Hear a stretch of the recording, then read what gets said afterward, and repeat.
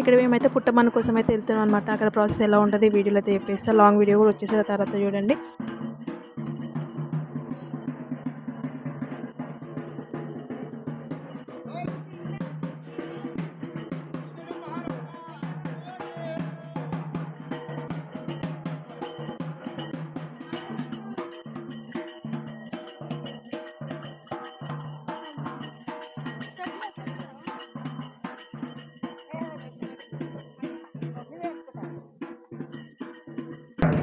ఈ అమ్మ దాకా